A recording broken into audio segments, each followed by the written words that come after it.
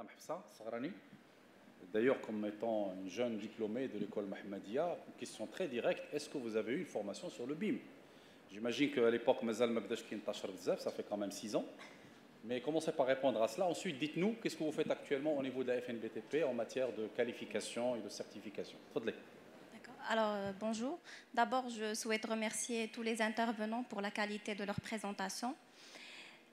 Concernant le BIM, c'est vrai qu'au moment où on était à l'école, il n'y avait pas encore de formation directe dessus, mais je sais qu'il y a eu des étudiants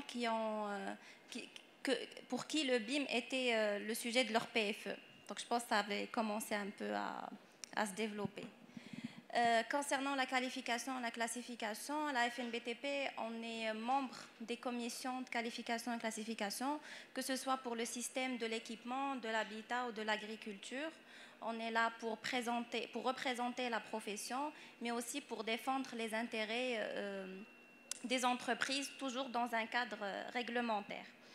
Alors, si je reviens vers toutes les présentations qui ont été faites, tous les projets qui ont été présentés sont de très grands projets pour le pays et ce sont des projets qui ont été réalisés par des entreprises marocaines qualifiées et classées qui, avec le temps, se sont développées, mais il faut avouer que le système y a beaucoup contribué.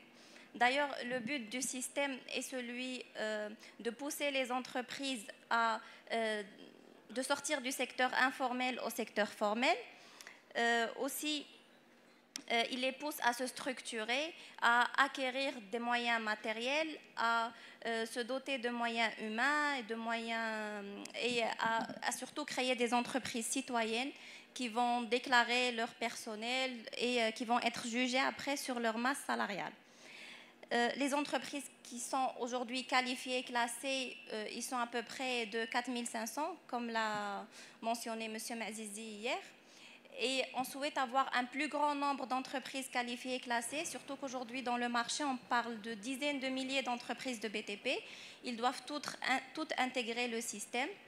D'abord parce qu'on cherche aussi à aider les PME qui sont moins visibles peut-être sur ces grands projets d'avenir, peut-être par créer des groupements ou bien par passer par de la sous-traitance qui est réglementaire, on va dire, pour qu'ils ne soient plus sujets à beaucoup de problèmes, surtout concernant la sous-traitance. Aussi, ces PME, c'est l'avenir de demain, c'est la relève de demain et c'est eux qui vont pouvoir